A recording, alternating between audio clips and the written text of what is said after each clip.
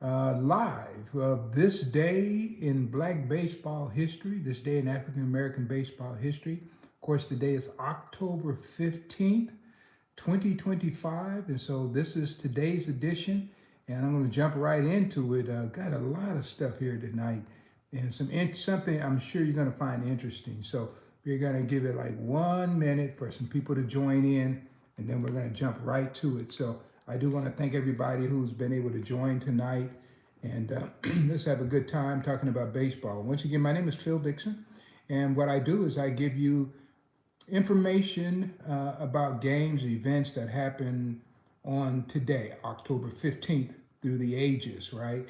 And then what I'll do is I'll give you commentary that comes from my more than 45 years of doing African American baseball history. So it's a unique perspective.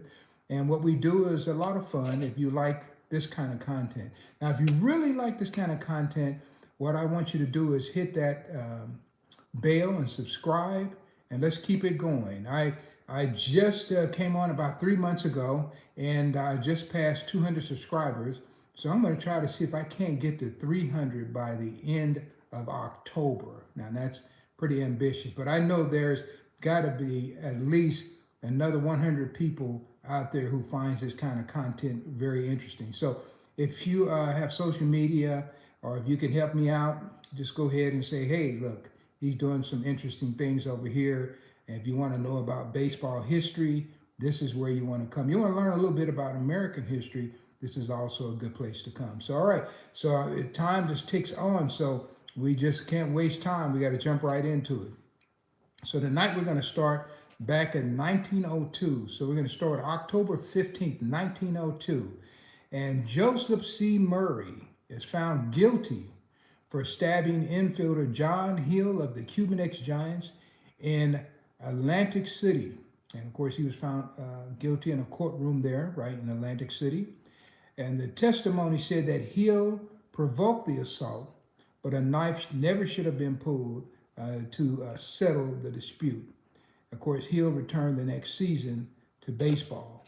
So John Hill, so who was John Hill? John Hill was a tremendous infielder right at the turn of the century. And Saul White featured him in his book about the history of black baseball that came out right in 1905, 1906. So he features John Hill. Now, what's interesting about John Hill, later on, Pete Hill joins the same team that John Hill is on. So now you got two guys. You got John Preston Hill and you got John Hill. I don't know what John's middle name was, but so you got two guys by the name of John Hill on the same team. So to differentiate these two guys, they began calling the other guy Pete Hill. And he was an outfielder. John was an infielder. And then, of course, they played together, you know, different places. Sometimes they'd be on the exhibition teams at the postseason, playing postseason games. But from the day that they got together, Pete Hill becomes Pete Hill.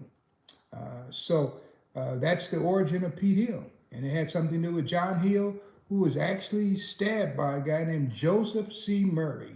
And that's a little bit of a history that you won't get in most places. How about that?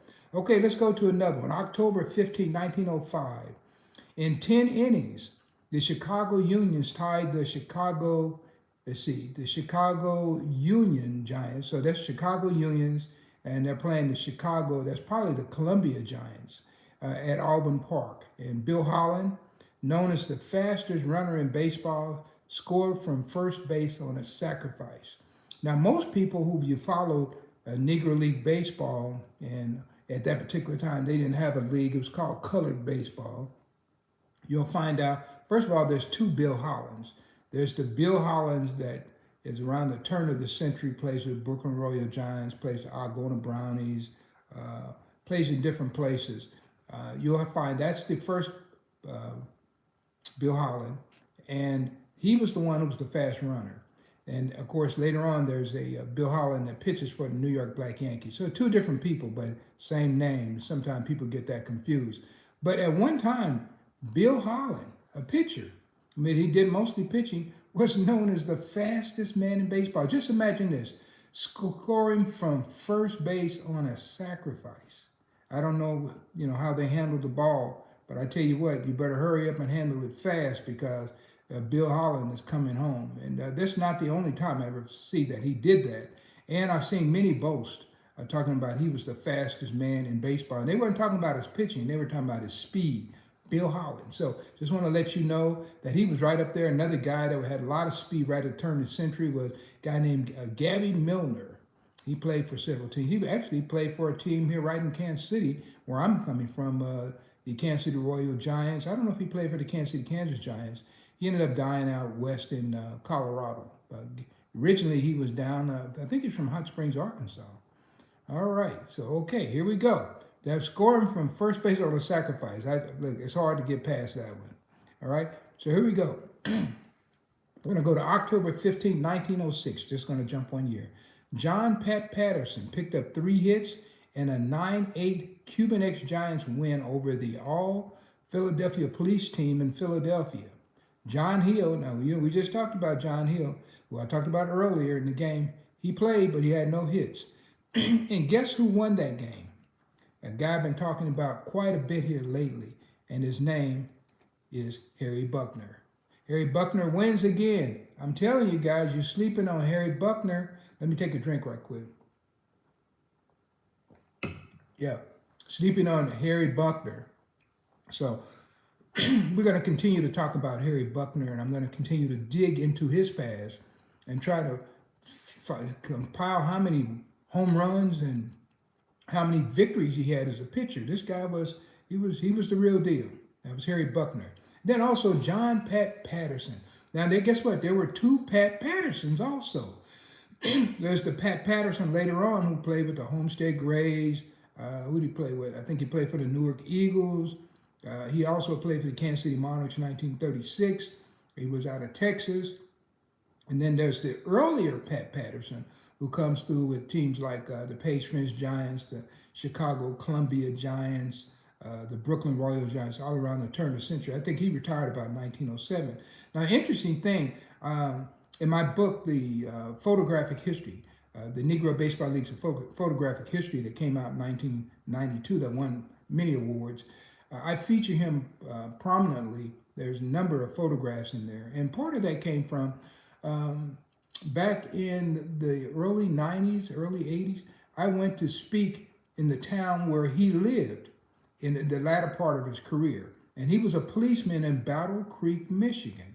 So I went to Battle Creek, Michigan to speak. I was there for a week. As I was invited there by the Kellogg Foundation, and they had me speaking there, and we did some interesting things that week. But when I was there, I was able to compile a lot of information on John Patterson. Turns out he became a police officer, and he died in the line of duty. And so you can probably read about that. Certainly I wrote about it in my book. But this guy was an outstanding baseball player, an outstanding manager, and one of his teams, the 1899 Columbia Giants, is probably a team that I might feature at some time in my Great Team series. They were an incredible team right there at the turn of the century. Of course, we know the Paige Giants were also an exciting team and a very wonderful team. Of course, he played for them as well. So that is John Patterson. I'm getting a lot of duplication in names today, only because there's more than one guy with that name. All right, let's go to the next one. We're going to go to October 15th, 1911. How about this one, guys? Walter Johnson struck out 14 of the Lincoln Giants to capture a 5-3 win at Brooklyn's Olympic Field. And Dan McClellan, pitching for the Lincoln Giants, took the loss. So we talk about Dan McClellan quite a bit, and most people don't realize how many games Walter Johnson pitched against African-American teams. He won some, he lost some, but he was right in there. And so these guys, they could hit Walter Johnson, and Walter Johnson could strike them out. So just know that was probably a pretty good game. I don't know what the crowd was at that game, but Olympic Field was known to draw big crowds. They could hold over 15,000 people in that park. And so I'm pretty sure they had a nice crowd for that game. So Walter Johnson. And Walter Johnson is a Kansan and from Humboldt. And just so happens I'm going to be talking about another guy from Humboldt. His name is George Sweat. And I'm going to do that right at the end of the broadcast because George Sweat He passed away many years ago, 1983. And I'm going to be talking in Pittsburgh, Kansas about George Sweat. As I go through, I was pulling out some information. I have letters that come from Sweat and his wife going back to 1983, 84, 85, 86. So these are priceless. They're priceless because you can't find them anywhere. All right. So here we go. So we got Walter Johnson. We're just dancing along. How about this? October 15, 1911, the same day, but this is in a completely different city. Walter Ball tossed an 8-hit shutout and struck out 8 members of the Indiana Harbor team on their home field to capture a 5-0 victory. I featured Walter Ball yesterday. I even put a photograph when I shared the information. I think Walter Ball is a guy who's a candidate for the Hall of Fame, and we don't talk about him enough. And how many times have I said this? We're not talking about certain players enough. And certain ball players we talk about a lot. I hear a lot about Josh Gibson. I hear a lot about Satchel Paige. Never enough, but I do hear more about those guys. But some of the people we're mentioning, this is the only place you probably heard their name in many years, if you heard it at all. All right. So anyway, Walter Ball, another guy, is buried in Borough Cemetery. I mentioned that yesterday. Interesting thing. I have his death certificate, and he moved his age back a number of years. So his birth certificate and his death certificate don't match up. That's interesting. But that happened a lot. He married a younger lady, so he moved his age back, and of course, she probably couldn't check. She didn't know when he was born, so she thought she was probably married to a younger guy. How about that? All right then. Now, because we're in October, we start to get football also. So this is going to be the first football that we get tonight. All right. So we got October 16, 1933. In football action, Joe Lillard, known as the Midnight Express, scored all of the Chicago Cardinals points in a 12-9 loss to the unbeaten Chicago Bears, the defending National Football Association champions. So who is Joe Lillard? Joe was actually raised, he was not born in Iowa, but he was raised in Iowa. I think it was Waterloo, if I'm correct. And he was a multi-sport athlete. Could play basketball, play baseball, play football. A wonderful football player. Pretty good basketball player, too. And he wasn't too bad at baseball either. He played with the Gilchrist Union Giants in baseball. Played with the Savoy Ballroom 5. I think he also played with the Gilchrist Union Giants basketball team. Robert P. Gilchrist had a basketball team as well. So, but right now he's playing football. And a lot of people don't know this. The NFL originally had black players, and of course, in the late 30s, probably for about 10 years, they disappeared, and then all of a sudden, in the 40s, you start getting people like Kenny Washington and those guys. Especially in the 50s, there were a lot of black guys who came in. But yeah, they integrated, and then they segregated, and then they integrated again. That's the story of professional football. I would love to take some time to talk about that at another time. So maybe I'll just, intersperse little pieces of what I know about football. I was quite the football fan growing up. I grew up in Kansas City, and my sister lived up the street from the Chiefs training camp.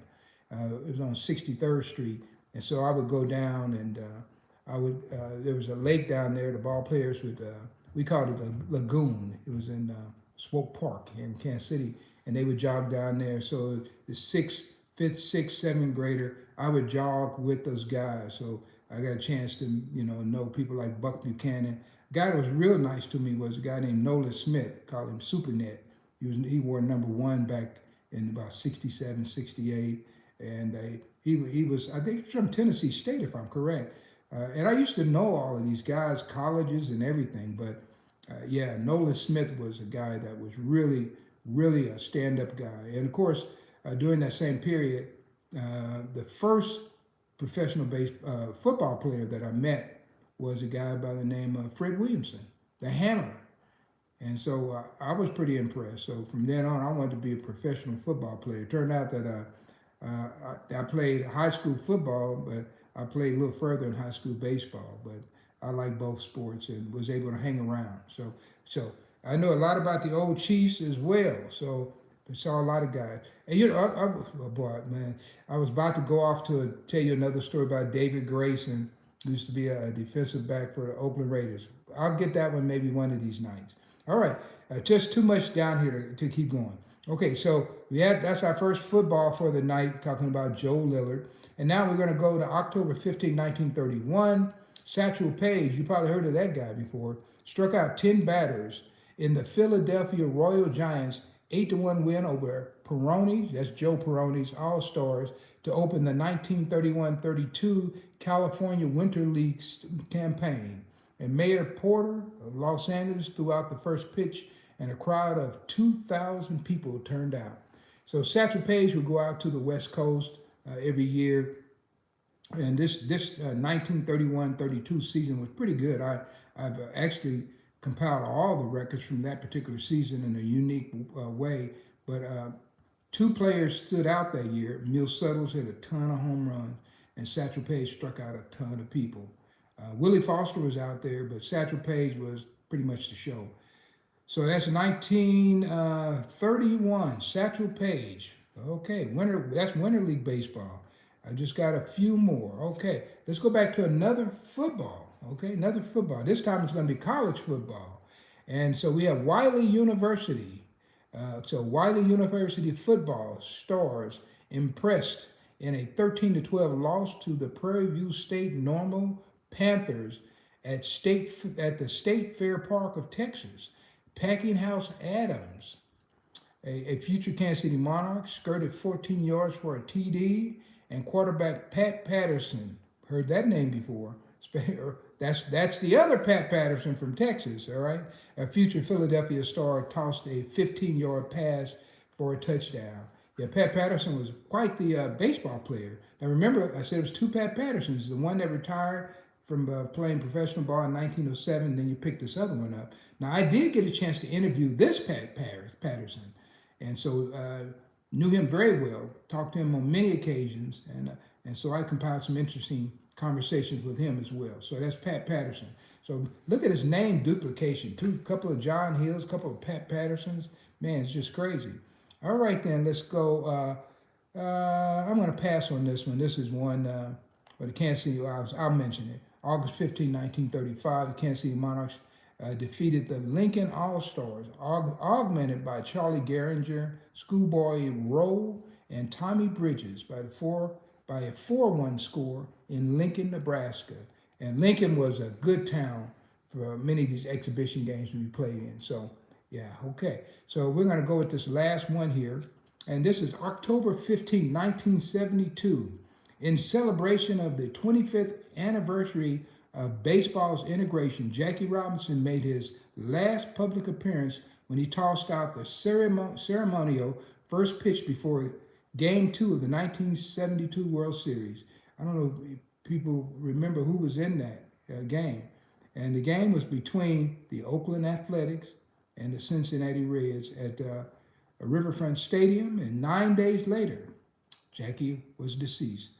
And I talked to Rachel, way back. This been 30 years ago. Very young Rachel. She's still around, over 100 years old. So I'm talking to her when she's in her 70s. Just imagine. She was a world of information. And I don't know if most people knew this. Jackie was in pretty bad health in his final years. And I know Joe Black told me that he felt like Jackie passed away early because of the stress that he had, in trying to break the color barrier in baseball. And so that's what Joe Black told me. But in his later years, Jackie suffered from diabetes and it was nearly blind. And he hadn't driven a car in years. And a lot of people don't know that. So it's just an interesting story, outstanding, amazing baseball player, part of American history. Everybody knows his number 42 is retired. I could go on and on and on. Of course, that World Series, they had it was loaded. Cincinnati had a powerhouse, and so did the Athletics have a powerhouse. But what's interesting, I don't know if you remember this, a guy named Gene Tennis. Well, you don't hear this name very often unless you just really were a fan back then, he was the MVP of the World Series. So you got all these guys who, have made great achievements. Tony Perez and Joe Morgan and Johnny Bench for the Reds. And boy, I could go on with the Athletics because they were in my hometown for a minute until they went to Oakland. And you get all of that, and Gene Tennis wins the MVP. How about that?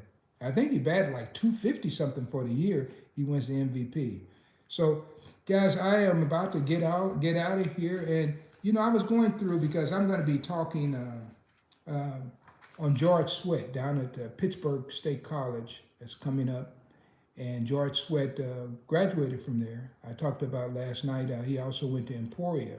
And he's from the same hometown as Walter Johnson. And so they do have, you go down to that city, they have a Walter Johnson Park on one side of the park and a city, and on the other side they have a George Sweat Park. And so, but years ago, George Sweat passed away, and I had written his wife, and I had written him several letters, but the last one I wrote him, it came back, and this was a letter his wife sent me. And I can even kept the envelope. It's from January. No, that's not actually the same one. I got this one right here because he died in '83. This letter says '86 on postmark. That goes with another letter. But anyway, it says, "Dear Mr. Dixon, in reply to your letter."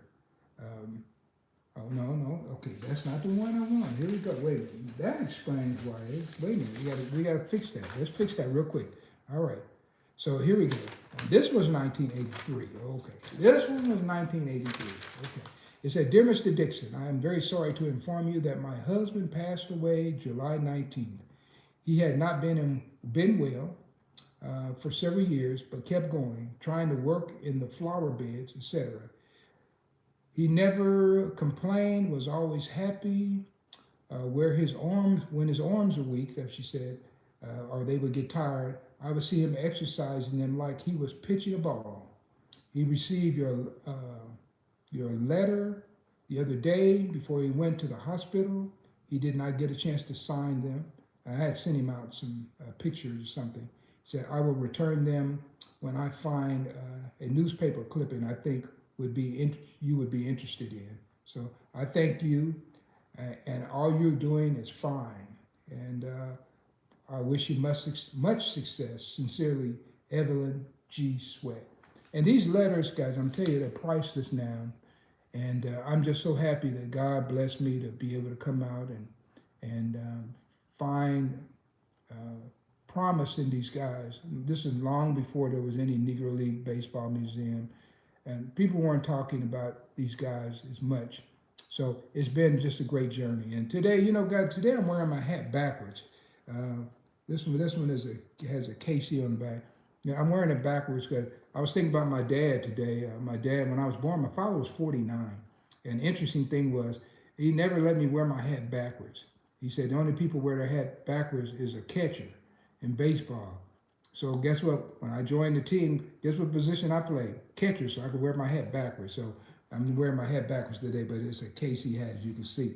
So anyway, guys, that does it for me tonight. Backwards hat and all. We've covered a lot of baseball, starting in 1902. And boy, in 25 minutes, man, we'd have took you all over 1902 to 1972. This day in Black baseball history, October the 15th. And we're talking about a generation of ball players that I think that you would be good and you would be entertained if you knew a little bit more about them. So thank you, and I'll see you tomorrow. If not tomorrow, I'll see you very soon, okay? Thank you, and you have a nice day, and thanks to everyone for joining in. Thank you to everyone who got me to the 200 subscribers. So now we're going for 300, and hopefully we can get to 1,000 by the end of the year. We're going to push it real hard. We're going to be working real hard, okay? Thank you, guys. You have a nice evening.